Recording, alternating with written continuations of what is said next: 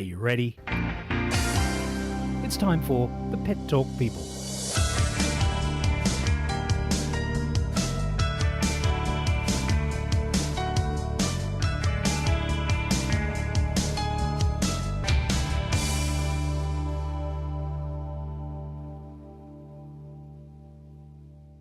G'day, hi and welcome. Might help if I turn the microphone on. This is week 3 and I said week 3 I'm not going to stuff up. What happens? Didn't turn the mics on. G'day, I'm Brian Pickering. We're the Pet Talk People. We've got Kay Brown. Hello. And we've got Farmer Dave. Dave, look, smile. You've got your own camera. Oh, I'm on camera. Exciting. Move that down there. Kay said, I haven't got any makeup on. You know, just put Dave on. He looks much prettier. Not after the day that I've had, but anyway. We'll get to that. We will get to that. And, of course, we've got Dr. Joe Righetti here somewhere. Are you there, Joe? Oh, look at that stuff. You are via Hello. Skype. Hello. And Chili. Chili dog. Who's looking around at all the hellos going, where are they? Where are the people? For some reason, your image has frozen there. Let me just try again. Oh, there we go. It's a little bit better. Well, it wasn't moving in the one we were looking at. No, that's a different one. Look, he's barking. Look. Chili, we're here. I'm going to have to work out that little foible there as we go along, Joe. Okay, now we will be talking with Dave about his exciting day. He did mention that he has had a big day, and you will believe it when you see the pictures as well. But first, we do want to mention we had planned to bring you a live interview with Monty Roberts, who is the guru of horse whispering around the world. And we will. It's just that we had to do it before we came on here, didn't we? But it was pretty cool. It was amazing. Oh my God, I teared up. I teared up in our interview. So I would, even though it's not going to be live, I tell you what, to everyone listening, it's going to be an incredible interview when we put it out there. Well, we'll put it out as a well, it won't be edited so much, but we'll put it out as an introduced segment, and it'll have some pictures in there as well. Hopefully from some stuff that you were doing with him on the weekend. Which would be really good. Which was extraordinary. And, I got to say to everyone out there that you've got to listen to that interview. It really was amazing. He was very kind. He gave us way more time than we thought we would get. And he is still passionate about making sure that people connect with pets in a non-violent manner. And I think that's fantastic. The old thing of, you got to break a horse. No. And the same with dogs, cats, guinea pigs, rabbits, everything. Yes. But let's get really going, because to start off the real part of this week's show, love it or hate it, you certainly cannot ignore social media, right? Facebook, Twitter, Instagram, Pinterest. Dr. Joe Righetti knows all about that. She's really with all those things. I'm still catching up with some of them. But it's become the one way that people communicate, whether they're staying in touch with friends, family, or pushing their favourite cause, and we know about that. But our next story demonstrates that social media has become a real power in uniting strangers for a really good reason: finding a missing dog. Now, not just any dog. Unless you've been hibernating, you should know about Masie, a Kelpie cross. You know, Kelpie crosses are special. Okay, now her disappearance 3 weeks ago could have become just another lost pet case, except for her owner, Michael, who refused to give up hope and against all odds, happy to say, now has his girl safely home again. Okay, on the line we have probably one of the happiest dog owners in Australia. If not the world. His name is Michael Sprauge, and he's the owner of Masie, and there's an incredible story. Welcome to the Pet Talk People, Michael. Thanks, guys. Just start from the beginning. What happened? Look, Masie and I, we fly to Melbourne quite a lot. I've got family and friends down there. She obviously travels pretty much everywhere I go. So we pulled up at the Toll Express Depot, Sydney Airport. I pulled her cage out of the car and started to put it together. She jumped out of the car, and it's pretty quiet down the end of 11th Street there. So she ran out for a bathroom break before getting in the cage. Yep. Ran back, saw me, saw the cage, and I looked down to pick up another bolt, and I look up and she'd disappeared. You're joking. That would have given you a little moment of concern, but it gets worse. It does get quite a bit worse, actually. So look, I ran around, looking in the immediate area for her. I ran up to the end of 11th Street, up to where the takeaway stores are, looking. It was, 2 o'clock in the afternoon. which is a super busy time in and around the airport. Yeah. And she just disappeared, literally vanished. So obviously you're calling out. Are there any other people around? Any cars? Oh, look, there's some cars. There's car parks, and there's people, parking their cars, and some of the regional express people floating around. Anyone asked hadn't seen her, run past. By this point I'm sort of getting frantic, thinking she's just bolted for kilometres and kilometres. So, I run back to the car after sort of searching the immediate area and jump in the car and start doing laps, thinking, oh my God, she might have been hit by a car or something along those. Obviously thinking the worst. Yeah. Being, a very, very busy part of Sydney, and sort of, continued to search till 5 a.m. until I just couldn't stay awake anymore, driving around. Went home, reported her missing the next morning, back at sort of 7:30, and spending 12-hour, 14-hour days, some 24-hour days, just out and around the area, following up on all the leads, etc. Absolutely. Now, how long ago was this? That was the 1st of August. Okay. Now, you've set up this Facebook page, Please Help Find Masie. Correct. And amongst other things, yeah. And you've got like an incredible number of likes, but there's like 7,700 odd people talking about this, which means those 7,000 odd people are all kind of saying, have you seen her? Have you seen her? Here she is. Here's a photo. Here's a lead. We shared it as well. Yeah, absolutely. It's look, yeah, it's phenomenal. Have you done anything like this before? No, never. Never. So, I was going to pull out all stops to try and get my dog back. Whether that meant not going to work for 3 weeks, whether that meant, doing nearly 3,500 kilometres, driving around all the streets, looking at parks in the middle of the night with torches, going in all the canals in and under the airport, sneaking in at night into some of the container yards, thinking she might be in there. I did it all over that 3-week period, and finally just going to every lead, every sighting, trying to sort of nut out if it was a confirmed sighting or not.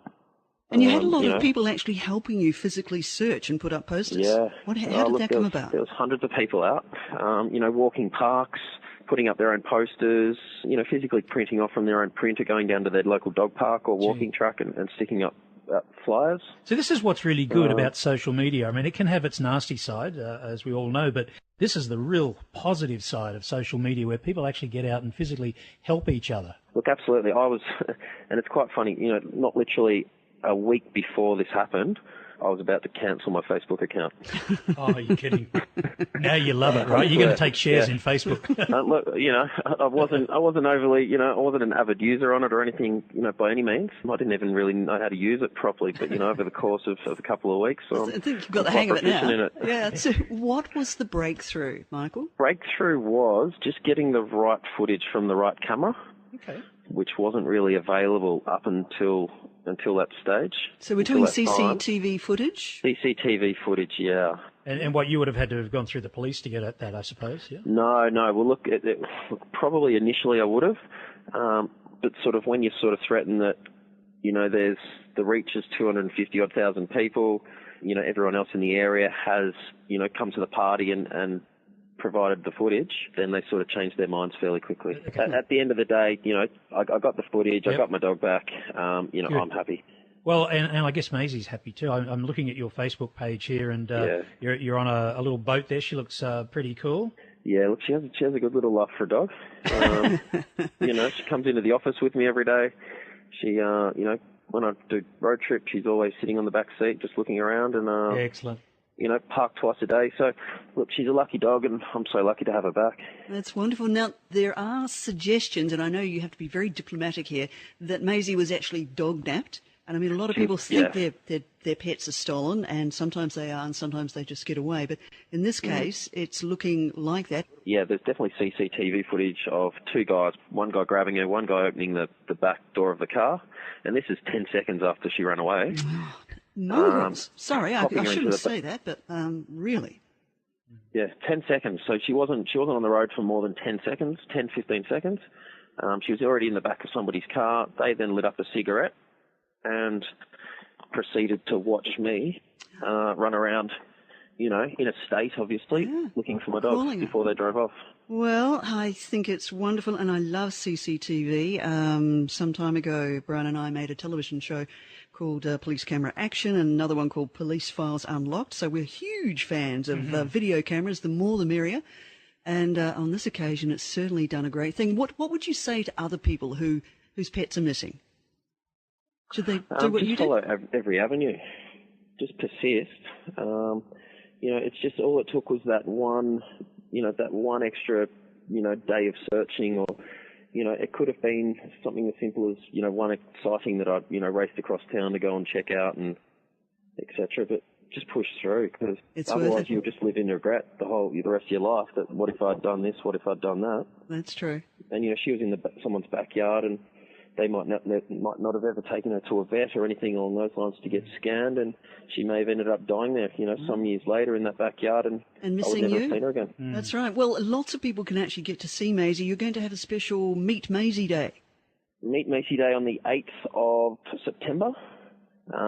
The actual park that we're doing it in, we're just trying to arrange one at the moment that can obviously accommodate our needs. But yeah, so if everyone jumps on the Please Help Find Masie, MASIE Facebook page, there'll be updates there on the venue. And we'll let them know too. I was going to say we'll keep people updated.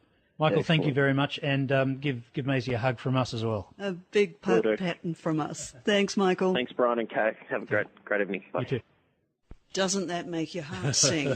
That is just amazing. I mean, I'm someone who is the victim of losing a dog in very similar circumstances. I lost my Rosie. She was the most talented dog I've ever had the amazing ability to have, and God, to hear that he got his dog back, and I'm one of the people that shared that to the 10,000 people that I have on my Facebook, and. This moment I saw that dog, I just thought, there's my Rosie, and it was awesome that so many people were driving around the Sydney airport area looking for the dog, and to know, like, I only found out today, and I can't believe you guys got that story, that he got his dog back. And we it's got that beautiful. story. Remember, you're a pet dog people person too. But you're right. It just makes your heart just feel so good that we have in this world, okay, one or two people that maybe have weird things going on in their brain, but you know what? The rest of the community is full of amazing people that and want we just the have world to give them a good. chance to help. People do want to get together. They do. And I'd love to see more and more people. And more dogs actually got found, because some of the dogs that were spotted by some of the people looking for Masie turned out to be missing dogs from other people, which is kind of cool. Well, one of our Dog champions went missing in that same period, and the same thing, this blast out on social media. Yep. The dog was found 3 days later, and she was there today, one of the stars of today's... we're going to talk about it a little bit later. Yes. Dr. Harry, visit. No, it's okay. We can promo it. Well, I just want to bring Joe Righetti in here. Joe, I'm having trouble seeing your picture. I'm getting funny kind of flashing things, but I know we can still hear you. Yeah, I'm having a little bit of trouble hearing you as well. Oh, okay. Yeah. Well, we're having a great time here. Yeah, aren't we? Sorry. We haven't said anything that good except for the fact that Masie has been found, Dr. Joe. Masie has been found. I'm hearing on the actual screen, the broadcast is great. It's really coming across clear, which is fantastic for everyone out there listening. Well, that's good. For me to hear you guys. And I'm so sorry we can't see you, because you got our favourite little lion kind of African top on there. Pretty cats. But I just want to quickly ask you: have you ever had a dog lost / stolen? Have you had any, or cat or anything? Yeah. No, we've had cats that go missing for, up to a day, and I've always found them like in the back of the cupboard. But I've been very fortunate. We really haven't had any pets stolen, gone missing, and so on. But I have helped a lot of people find their pets. And social media, as we said, fantastic opportunity to do that. Yeah. Yeah. Well, we've actually got another social media story coming up, which we're going to move on to. We actually got a heads up for this story via... I'm just checking. I've got everything set up here. It's actually via Facebook from a lady named Elaine Post, who actually posted. Thank you, Elaine. Hey, thank you, Elaine. Yeah, who shared a link, and plenty more shared her link, and on it went. Now, the link was called "Why Supervising Dogs and Kids Doesn't Work." And it flies in the face of everything we've ever been told about the necessity of supervision. So we thought we'd track down the source of the article and found a very experienced dog trainer in the USA by the name of Robin Bennett. Now, as you're about to hear, Robin's frustration also encompasses some of the myths about socialisation.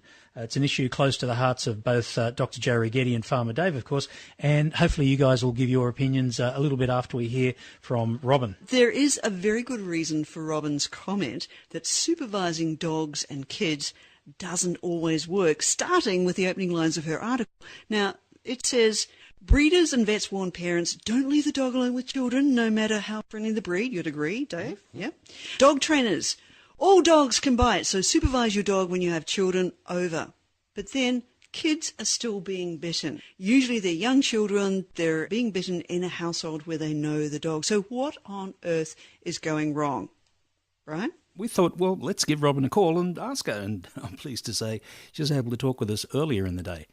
Robin, welcome to the Pet Talk People. Thank you very much. I'm happy to be here. Now, we're going to tell everyone shortly exactly your background, but the thing that caught our eye was the number of people who had reposted your blog, Why Supervising Dogs and Kids Doesn't Work. Tell us a little bit about that. How come you came to that conclusion? Well, it was sort of a pet peeve of mine that dog trainers and any pet professional really all the time tells owners, supervise your dog, supervise your dog, supervise your dog.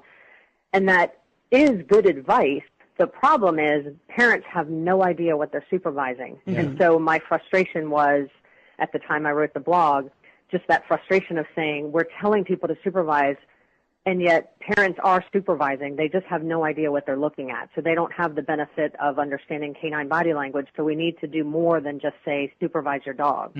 I must admit, I was pretty shocked to see the comment you made here that, whilst the parents are watching, they're standing within 3 feet of the child, and the child gets bitten. Right. That's and incredible. over and over that would happen when I would do consults for dogs who are coming in for a bite incident. And then the parent would walk me through what happened, and every single time you could see the series of events unfolding as the owner or as the parent explained what happened. And yet they had no idea it was going to come. But as soon as they started the dialogue, they would talk about the dog would get stiff and he didn't seem to like it. And then my child took one more step and then the dog snapped. So it was just, I don't think pet professionals are doing all they can to perhaps help educate the owners. An analogy I often like to use is it would be the equivalent of me. This actually happened to me. My father was in the hospital and the nurses left the room and basically said, just keep an eye on him. Let us know if there's any problems. And he was in ICU. So there was all kinds of things hanging off of him and machines and monitors. And so sure, I was supervising my father. I had no idea what I was watching. Exactly. So it's sort of that same thing. We have to give some education with that advice to supervise. That is truly amazing. And I think it's your blog has struck a chord with a lot of people in Australia because at the moment there's a definite push by government authorities to crack down on dog breeds and try and blame a particular dog type. But of course, what you're now saying is it's more of the body language of the canine overall rather than a particular type of dog.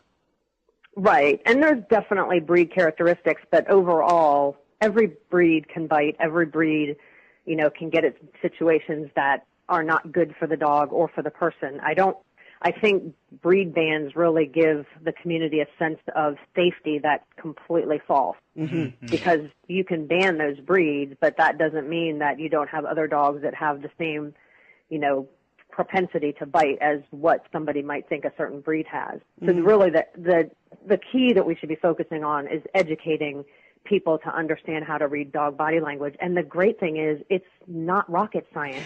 I mean, there's a lot to it, but there's some really simple things that every owner can learn that would make life better for dogs and for the people that interact with them and love them. So short of, we will send people to your website later, but your top tips, Robin, what are they? A lot of them are looking for loose versus stiffness in the dog. So happy dogs, comfortable dogs have loose, wiggly body language. So there's a lot of curves in their bodies.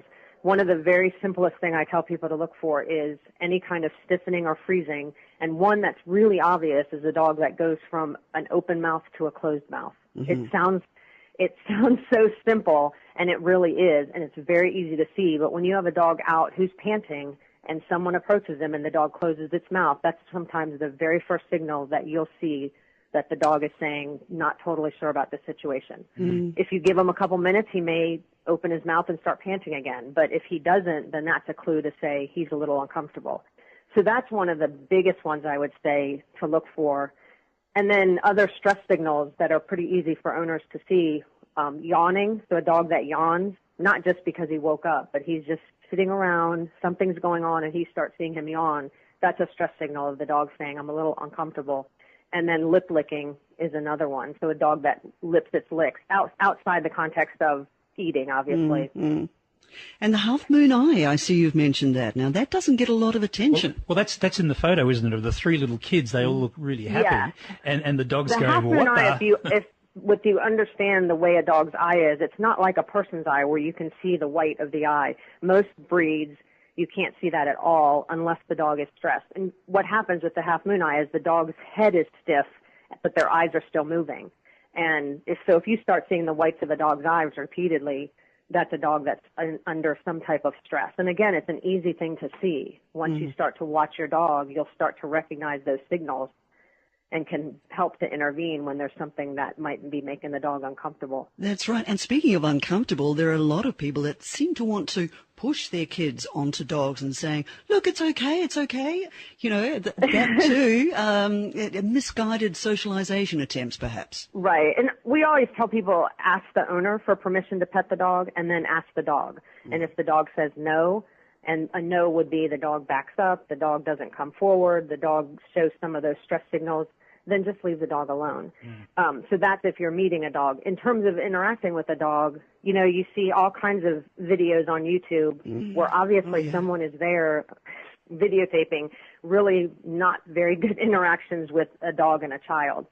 And just because a dog will tolerate that doesn't mean it's the right thing to do. The problem is with parents especially, we see the intention of the child, and the child means no harm. They're having fun. They're trying to show love to their dog, but the dog doesn't recognize good intentions. So we have to intervene to say, I know you mean well, but this isn't the way you should treat a dog. So, Robin, in your view, and I know we shouldn't keep you up too late. I know it's very late in the States. That's okay. Who and where should this education of adults, of parents, be happening? I mean, in the States, do they teach this at parent-teacher nights, or, you know, who's doing the teaching? Well, I wish they would teach it at parent-teacher nights. Essentially, my view, because it's not standardized to where this is being taught, my personal view is that any pet professional should take this upon themselves as their responsibility to educate the public, because they're the ones that are running into the pet-owning population. So doesn't matter whether you're a trainer, a groomer, a veterinarian, a shelter worker. If you're in a profession where you're talking to owners of dogs, I think you should be taking it upon yourself to educate those owners. So in my own area where I do dog training, if I was invited to a school to do a career day presentation, they were getting dog safety and career day. If they wanted me to come to a park to do something on off-leash dog play, I'm also going to talk about, you know, safe bite prevention information. So I would just incorporate it into anything that I have the opportunity to talk to owners about. Well, I think that right now you've been speaking to an awful lot of people in all of those industries in Australia, because we are speaking a little bit to some of the converted with Pet Talk people. We have a lot of professionals that listen to us, but it always helps to be reminded that this is an ongoing thing. There's, you know, you don't just do it once and forget about it. So, Robin, thank you so very, very much. I could talk with you for hours. Perhaps we can catch up another time on Pet Talk people. That would be wonderful. Thanks. Thank you. Fantastic. You can probably tell that I particularly enjoyed having a chat with Robin, and I can see Farmer Dave nodding, and I could even see on the monitor the lovely Dr. Joe nodding, but we've been having a few problems with the pictures. But can we hear you, Joe? I can hear you loud and clear. Hopefully you can hear me too. Oh, we can. What did you think of that? Yeah, she made some good points. There's no doubt, we still need supervision of kids and dogs, but the supervisors need to know what they're looking for, which is vital. But I think one of the nice things, we've had various education programs here in Australia, and one of the lovely sort of anecdotal things that come out of it is that the kids are actually teaching the parents how to behave around dogs. So the kids are learning and transferring that knowledge to older brothers and sisters and onto the parents. So it works two ways. Everyone needs to learn about dogs and their behaviour. Yeah, and part of that training, I guess, comes back to, as I recall, when we first met you, you were the first one to do the course for kids. It's the safe pets out there? No, that's a different one, wasn't it? Yeah, well, it was part of it. We had the Delta Dog Safe program, which still exists and still is running in some states. And that was absorbed into the Safe Pets Out There program, the SPOT program, which ran for around 3 years in New South Wales. And now New South Wales has the Victorian Government Education program. And different states are doing different things. Perhaps we could coordinate a little bit more. But, the overall message is the right one, that safety around dogs is number one, and we all have to learn what dogs are telling us. Yes, and I couldn't agree more with Robin, because I have seen it myself just today, and we will talk about Dr. Harry being at the Canine Sports and Training Centre, but a good friend of mine and her young daughter were there, and even though I know my Matisse is totally safe, I hate seeing kids go, "Oh, I love you, smoochy woochy," putting the arms around the head. So you said, I was asking you during that actual interview about body language. How much emphasis do you put into body language? Oh, okay. Look, all of our courses are filled. In fact, the first 3 weeks of every course that is done out at our centre is all about understanding canine body language. And for me, it's very frustrating because it's my second language, and it really is. It's very similar to anyone in Australia. I think there's about 30% of Australians who have a second language that it just comes naturally to you. And of course, children don't quite understand canine body language. I was bitten when I was a 3-year-old by my beautiful dog, a red Kelpie, and that's simply because I didn't understand what a freeze meant. A freeze, the dog wasn't doing anything, so I went closer to the dog and moved its food because the dog wasn't eating its food. And I still remember at 3 years of age that my dog that I loved intensely, that I thought she loved me intensely, bit me, and that's simply because at that age I didn't understand what the freeze meant. And there's so many nuances that dogs have that are clear signals of saying either back off or I'm stressed, and they're very, very easy to understand, but we've got to get the message out there, and that's why in our courses we make sure that everyone understands exactly how the dog's getting rid of stress, how the dog's taking on stress, and how to take that pressure away from the dog so we can always move forward. And that's why every human being that has ever done any of our courses or had anything to do with me is always there whispering to their dog, saying good dog when the dog does a shake off, because that's the dog resetting its brain and going, cool, I'm ready for more. Yep. Hey, I like that. And Joe, before we let you go, because I know that as an animal behaviourist, you probably get the people who haven't done Dave's course and don't understand that body language. Is it possible to reset and retrain people and dogs so that they can relearn all that stuff they should have learnt before and not give up on the dog? Oh, absolutely. All of us can continue learning about our dog's behaviour for our entire lives and their entire lives. The more we learn, the more safe that we'll become as a nation, if not just individuals. Dogs, we can reprogram them too. It is hard sometimes to teach an old dog new tricks, but it certainly can be done. And if your dog, if you do have safety concerns, it's worth doing something about it. Seek help, get to your vet, ask them for a referral to a behaviourist or a trainer, or get to one of Dave's classes. There's a lot of things out there that people can learn. So it's a matter of just seeking what's right for you, but never give up. Good. Now, I'm going to ask you a tough question here, because people go, oh, yes, ask for a referral. As soon as you hear referral, specialist, behaviourist, are we talking, do you have to mortgage the house to fix the problem? I'm sorry, but... I think you're absolutely right to question that, and I do think it probably does put people off. I think there's all levels of care and all levels of interaction with different professionals. So it could be, I only charge anywhere, it depends on the vet clinic, but my charges are between like $150, $250, but you can pay up to over $1,000 to see somebody. That's true. you can go to training classes that cost you $2 a session. I think the most important thing is to find somebody that works well with you. You know, the level of community. That may be hands-on. It may be somebody that actually takes you through, physically sits there with your dog, pointing out body language, or like me, when I get them to record things that are going on with their dog and they can play that back to me, I can have a look and then stop it and say, look at that, did you see that freeze there, or did you see those eyes, you know, the whites of the eyes signaling the dog was a little bit afraid, those sort of things. So all levels of care, but people should always try, if they're at all worried, seek some sort of help. Yeah, Excellent. Dr. Joe, I can't agree with you enough. And look, you know, Dr. Kirsty Sexel, who I've done work with and been fortunate enough to sit on a lot of her consults.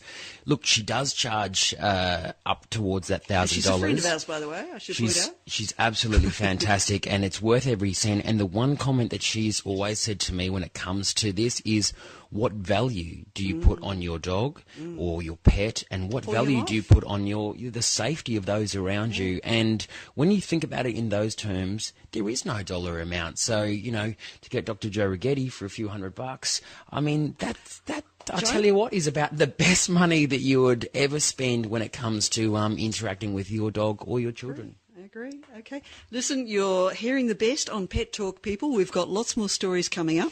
I think we're going to play a little bit of a sting right now.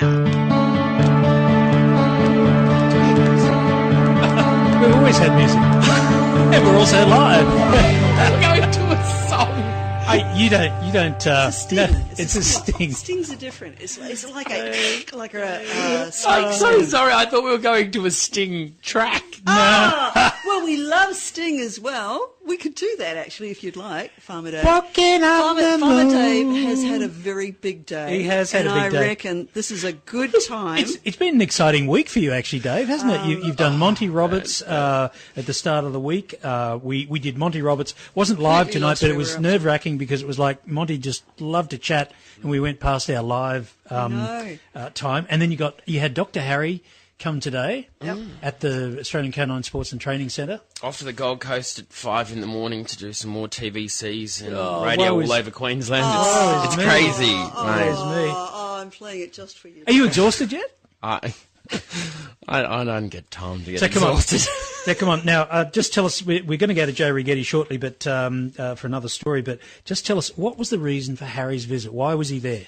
Well, spring's coming on, and it's all about making sure that the viewers of Better Homes and Gardens, and there are so many of those out there, that they will understand that there is a lot of new sports out there that they can get bonding with their pet through training. And so he was showing off the sports that are really close to my heart. Obviously, dock dogs. That's the sport where dogs run along a platform, jump as far as they can into water, and make the biggest splash. I've actually got a photo up here of the You dock can't dogs. see it, but they can. The Sydney City Unleash Your Dogs in a Splash. We've got this dog coming out. Now, I can see it's a long distance photo, but I can see Harry in the background and you with the orange shirt. That's a brilliant idea, orange shirt. You can see it everywhere. It's great. Except don't go to the Outback. No, Yes. the whole reason for this orange is because where I come from, we've got red dirt, and it doesn't get dirty if it's already orange. That's right. So, but you were having a full day. So Harry actually went all around the different Yeah, areas. all the different So sports. What did he film? Started off with round yard herding, which is something that's a kind of a twist on traditional herding. Obviously, my background out in Western Queensland, Western New South Wales is all about herding on a grander scale. But I've come up with this new system where we use round yard herding, and it's a 10-step program where anyone with any dog. I mean, we had a 13-year-old dog come through today. Amazing. I'm going to try Matisse now. Well, unbeknownst to you, I actually recorded a little bit. I got behind the crew. Ooh. Kathy, oh, your mind to Kathy. Shh, Brian, be quiet. And I'm like, okay. Hello, it's all we've right. only spent 30 years doing TV. But anyway. But anyway, she said, Brian, shut up. And so I was filming. I've got a little bit of video here, so I'll play a little bit. This is the, what do you call it, the round yard thing? Round yard herding, yeah. And we've got you talking to Harry, and Michael's in there. And in fact, there's a bit of audio here which we can't hear. And the director goes over and says, so we got the sound on the two cameras. Here we go. Michael, be quiet. Keep the voice down. And it's great. So that looked like a lot of fun. Hey, before we go on, now that you've seen the video, I have to do a shout out to my mates, Grant Loney and Terry Cox, two of Australia's best cameramen, and all my other cameraman friends. Don't get upset. But I've worked with both of them. I worked with Grant at Channel 10, Terry at, I'm not 7. sure if it was 10 or 7, I can't remember. But and also at Better Homes. So they were very, very good. So you're going to look really good. Okay? You know, they're very good at what They're very they good, do. yeah. They'll fix it in the mix, you know. Yeah. They'll Sort it out in edit it up. post. They understand. It was always like, oh, I need the Durastay lens. Okay, soft focus. You know, All right. the wrinkles. Well, now, look, we had hoped to actually have a chat with Harry. Unfortunately, the shoot went over time, didn't it? Went way. Like He was having fun. He supposed did to have wrap a lot of after fun, lunch. yeah. Supposed to wrap after lunch, have a little Chardonnay or something, you know, beers. Well, we had No, he Tribal likes in the Pinot. mix as well, and so that's a brand new sport in Australia, of course. So Tribal, that's when, Yes. of course, the dogs are pushing with their nose to really big Love balls. that. So everything went over, and but I don't worry about that at all because it's massive publicity for the idea that you can do good Yes. stuff with your dog by training with your dog, bonding with your dog, and increasing that incredible relationship that humans and dog have evolved over 5,000, 15,000, 150,000 years, depending on which book you read or which... Yeah. Yeah, But so as long as it's... it's the one that you're with and you spend time with them and Exactly. you stimulate their brain. Exactly, and you get fit doing it as well, and there's nothing worse... No, wait a second, there's nothing better than being a hottie in spring. Oh, Joe, okie Dr. dokie. Joe Oh, Righetti, come on down now. You know about being a hottie in spring. Oh, I don't speak for yourself, okay?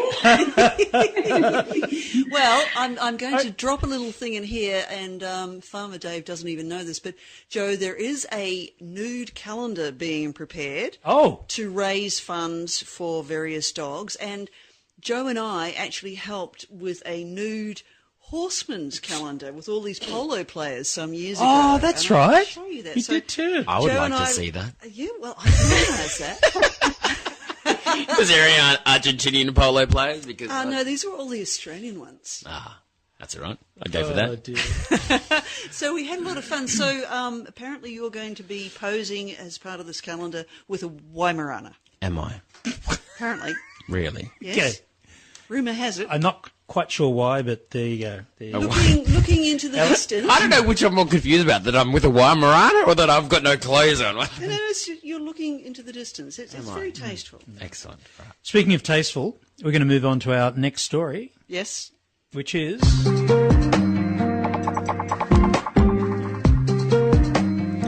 Well, speaking of looking into the distance, have you heard those ads on radio aimed at the more senior market? You know, all those ones that say, we believe experience deserves rewards, so you'll get a discount on your premium, right? Well, I don't know a lot about insurance. In fact, I know very little. I was going to say stuff all, but I shouldn't. But it's a fact there are a lot more folk living a lot longer, but still needing extra care, perhaps in a nursing home in their twilight years. Be quiet, Farmer Dave. But what about their pets, okay? Now, should they be forced to give up their companions? Or is there some way to prove that keeping pets and people together will provide benefits not just for the individual, the person who owns that pet, but for the community as a whole? Well, fortunately, the Animal Welfare League has leapt into the fray. Woo! What does that mean? Well, Oh, they've jumped in. They've been busy. Feet and all they can. And they're Yes. asking homes to take part in a survey. And these are the nursing homes. They're finding some very interesting preliminary data. And who better to tell us more than the AWL's National Ambassador, Dr. Joe Righetti. Joe, do we call you Mrs. Ambassador or is just Joe? Just Joe is good with me. Okay. So give us a bit of a rundown. What's going on here with the Positive Ageing Project? Okay, well, Animal Welfare League Australia, but also health professionals all around the country are really, they're growing in numbers and realising that people just want to spend time, and not only want to spend time with their pets throughout their lives, but there's positive benefits to having pets in your life as you grow old, perhaps when you move away from your family into some sort of aged care facility. So Animal Welfare League are doing a survey, collecting data from around all the facilities in Australia and seeing if they have resident pets pets, what sort of pets they have. Do they have pets visiting, perhaps pets as therapy, or that the residents' family and friends come with their pets? And from that, they're also going to develop a set of policies, taking the nursing homes out there that have policies in place and perhaps letting them share their policies with others. So, it has to be a positive thing. But the sort of preliminary studies that they've done, just now they're saying that probably only about 30% of residents in aged care facilities are allowed to bring their own pets with them. So that's, most people just can't have a pet. But they do recognise that pets are important. And so a lot of them do have like a pet that may be a resident pet that's shared amongst everyone. And you might be surprised to know the most popular pet to be resident in nursing homes and aged care facilities is a bird. Yeah, sorry, I was just going to say birds. Yeah. So didn't really say what type of bird, but I imagine your budgie, perhaps canaries, those sort of birds. And at least it gives some contact with pets, which is a great thing. A lot of them, over 60% and almost 70%, have some sort of resident visiting pets program, which is great too. This is the sort of thing we can all get involved in. If our dogs enjoy meeting people, we can take them along to nursing homes. And staggeringly, all the ones who've responded to the survey so far, 98% allow family and friends to visit with their pets. That's good. That is so good. Yeah. Isn't it? That's fantastic. So it's a real change in attitude, isn't it, in the psyche of the people who run the nursing homes? It seems to be. Yeah, I believe so. And I think, these days we have a way to nurse for everything. And, it's just part and parcel of who we are now. We want to be safe everywhere we go. We want to make sure that everybody's healthy and well with pets around. And so it's important that we do put policies in place. Right now, only about 45, so less than 50% of aged care facilities have some sort of pet policy in place. Right. So this sort of research and sharing amongst all the facilities, they'll be able to recognise what's working basically, and to try and extend that through all the aged care facilities around Australia. Not only developing policies for within the nursing homes and aged care facilities, hospitals too, but also suggestions and recommendations for all of us on what to do as we age. Because most of us, all four of us certainly, and lots of people out there listening, in fact almost everyone listening to Pet Talk People, will want to have contact with pets. So I think the work that Animal Welfare League Australia are doing is fantastic. And if people want to help, perhaps if you know somebody who's in charge of an aged care facility, or someone that's within one, you can have a word with them and tell them if they get to the AWLA website, which is just awla.com.au. There's a short survey there that people can fill out, and they can leave information. They can anecdotally, tell them about their experiences. It's not all just scientific research. It's about their experiences too. So it's fantastic that people can share what they know about this situation. I love this idea. Can you tell us how many homes have already participated in this survey so far? I mean, are we seeing a true picture yet, or have we only got just some of the nursing homes? Look, I'm not sure exactly how many. It's growing every day, but certainly you can imagine the ones which are participating probably have the program or some sort of resident pets in place. Just like all of us who are involved in pets, we tend to do surveys if we're really into pets. So the ones which perhaps have nothing in place will be keeping quiet about it. But I think momentum will gather, and once they realise that so many others are doing this and really trying to improve the life of residents in care by allowing pets in, and it does reduce doctors' bills. It does help their hearts and the general stress levels, everything. So once we realise that it's better for our whole society if we actually encourage pets to be there our entire lives.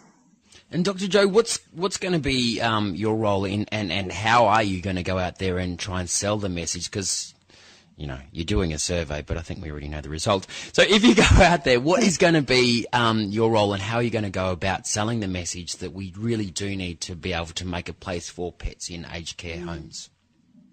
Well, I guess, professionals all around Australia are going to be doing that. So doctors are thinking about nurses, vets, all of the health professionals and government professionals too, knowing that, the stats show that people are healthier with pets, and we can reduce the cost of our medical bills as a whole in the nation when pets are around people. So it's a matter of getting people, aware that people want pets in place. Yes. And that that it's not that hard to have either a resident pet or to have visiting pets. Even one afternoon a week to have pets come in and meet people just makes a world of difference. But the security in place, that you have some sort of policy, some sort of ability, that residents, that nursing home managers and so on and owners can say, well, there's a checklist of what I have to do. Do the people know the dog has to be clean and bathed, it has to be on medication? Do we have somebody that the pet's primary carer within a facility, if it's a resident pet, to make sure that, of course, that the pets are not stressed in any way? So once we've got that happening, once all the policies are in place, they'll be there on a website for everyone to download. Everyone will be able to share their experiences and hopefully take it far and wide. And I'll just be singing praises because, I'm getting old. I want pets with me for my life. Oh, you are not getting old. And by the way, I do think it's a wonderful idea because I think a bit like people who are in bushfires or other emergency situations, they don't want to leave and have to leave their pets. And I can understand people who go, I don't want to go into a nursing home if I have to give up my pet. And they shouldn't have to. Hygiene, absolutely easy peasy, not a problem. And shared pets, well, my mother sadly spent several years in a nursing home, about 6 years. And there was a shared cat in that nursing home. And now I love cats, but my mother wasn't a big fan of cats, especially when the nurses would turn on the tap in her hand basin so the cat could have a drink. To my mother, I could see the horror on her face, even though she couldn't actually talk. So I think have your own pet and enjoy some of the other ones, but definitely... Look, there's something for me many years ago when I first got involved in this field, and I said to somebody, why do you take your dog into a nursing home to visit? Isn't it depressing, whatever, all those misconceptions we have. And this lady said to me, Joe, this woman was dying, and the nursing home said to her, what would you like for your final wish? Is it a meal? Is it your family to come in? And she just said, I just want to pat a dog. Yeah. Oh, wow. I agree. That's amazing. I agree. That's amazing. And they even have horses that come into nursing homes. Yeah. A full-sized horse? A full-sized horse. I saw not on a little the internet one. recently. Not a miniature one. A full-sized horse, absolutely. Yeah. Let's hope it's toilet trained. Yeah, well, let's hope so. They put nappies on them, Dave. A bit like they do around New York Park and that, but mind you, I felt so sorry for the horses. I never did that. But, yeah, any animal. Velma's Pets is Therapy, who we'll be having on here very soon, probably next week or the one after, they take rats into nursing homes. So whatever pet you want. So now, I can see the look on your face. That's not your average rattus, the ones that are out there stealing my chook's food. These are lovely white rats, and they're very smoochy and lovely. And some of the older people in the aged care home probably wouldn't know the difference. But anyway, so we won't do that.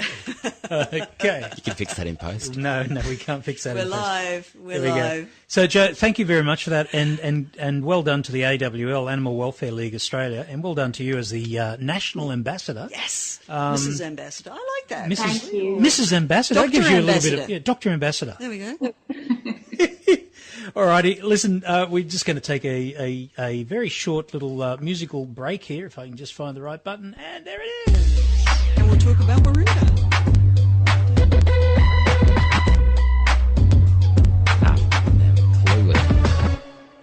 Well, if you happen to be in Sydney this Sunday, the 25th of August, then the entire Pet Talk People team will be at French's Forest Showground from 10:30am until 2:30pm. Yes. So, Dave, what are you going to be doing? I'm going to be doing round yard herding, exactly what we were shooting today for Better Homes and Gardens. And so we're going to invite people from the public to all give it a go. So anyone with a herding type breed, they can all jump in the round yard and have a go with our incredible sheep who... very tolerant. They're very tolerant. They're very tolerant, and they're very pretty too. They are pretty. They are pretty. You're not a New Zealander, eh? You can love your sheep, you can't love your sheep. Excuse me. Okay. And Dr. Joe, look, I wish we had the photo. I'm sorry. The video hasn't come through the way it's supposed to, but right now... There's a big furry thing. There's a Joe. Big furry cat who loves an iPod, which my camera's on. That's the Just right funniest up there thing and ever. deciding to play with you all. Unfortunately, I have to apologise to anyone watching this at the moment. If I can get to edit it, I will. But we don't have the full vision of Joe. We got a black and white picture. Oh, no! Something wrong. But anyway, The cat's just put its butt on the camera. why? Can I just explain? That's what cats do well. Why they're laughing is because on a separate monitor here we've got a terrific vision of Dr. Joe and the cat and everything, but on our little webcast here, it's not so going out, perfect. but so Your cat just made my day. That was hilarious. Brian will fix it in post, well, as they maybe. say. Now, Joe, what are you going to be doing? You got pet problems solved. You've got a little workshop going on there, have you? Yeah, I'll be up on stage around the middle of the day and talking about pet problems solved. So I guess it'll be mostly dog problems, but I always get cats in there somewhere. Well, so if anyone's got any issues with their animal's behaviour, I'll try and help solve them, and then I'll be able to answer a few more questions after that. Oh, fantastic. Well, And bring Chili too, because we'll be bringing Matisse. Yeah, Now that exactly. he's a lot better, by the way. And look, although he's snuggling on. well, it is a dog's day out, so, it will be mostly about dogs. We've also got Dr. Lisa Chimes. Now, Yes. I have to say, we have to say, well, Lisa was on our show before. She was actually a vet. Absolutely. I'd really like to think that I was her manager at the time she got the gig on Bondi Vet, but Yeah, sadly you weren't. I wasn't. So there you go. But well done to her for doing Yes, that. she's She's going to be lovely. talking about preparing your pets for summer. Yes, especially on the coastline, because, guys, if you hadn't heard it before, tick season is early this year, and I think we might even have a couple of those Excalibur collars left. Not Excalibur, just Scalibur. Oh, Excalibur. Sorry. So if you're quick, email us, and you might get a free Excalibur collar. Fantastic. Listen, thank you very much for joining us again tonight. I think we've done our dash here. We were running a little bit late. Just a Farmer bit. Dave, thank you very much. Anything special coming up this week? Oh, you're emceeing. You're doing stuff with us, aren't you? Yes, we're emceeing. Off the We're Gold Coast emceeing, early that's in the right. morning, Emceeing. Warringah on the weekend, Yep. and then God knows what's going on. But the really exciting thing that's happening at the centre is that we've just got some brand new residents that have come in from Broken Hill, so the far west of New South Wales, and we're putting them through our retraining rehabilitation program. Fantastic. These are unwanted doggies. Yeah, they're dogs that were going to be put down off the farms that are out there in the west of New South Wales. So we're giving them a second chance and Good. hopefully put them back into service in agriculture, if not into homes here in Sydney. Fantastic. And Joanne Righetti, what are you up to this weekend? Sunbaking as usual? Warringah? Yeah, this weekend I am driving sons around to play football, soccer. That's okay. my life. It's the Hopefully season. with a dog in tow, but who knows? It's the season. I'm looking forward to it, and we will have fun at Warringah, and I hope people can come along and say g'day and say you listen to us on Pet Talk People, please, and take a photo. And That's right. Sunday, we love 25th of August, 10:30 till 2:30 at French's Forest Showground, Black Butts Road, French's Forest. And look, all those people who have been texting and whatever, I only have two hands. I've got three mice or mouses here, and we will And get to unfortunately, you. Wendy wasn't able to come tonight. So No. to she's push the buttons. She's busy on Facebook. No, she's busy writing articles, Brian. It's very naughty. It was a That's full-on show tonight. It was. Thank Hey, you, folks. we're trying, and please send us your ideas as well. Yeah. We like to be topical, timely, and helpful. We'll get there. This is number 3 of the webcast. We'll see how we go with number 4. Dr. Joanne Righetti, thank you very much for joining us again. Thank you. Great to talk to you all. Pity we didn't see a lot of you, but we did hear your dulcet tones. And so Brian thank you. will edit you in after. We'll hopefully. certainly try to. Cheers. See you later. Bye. All right. Don't forget Groom Quest next week.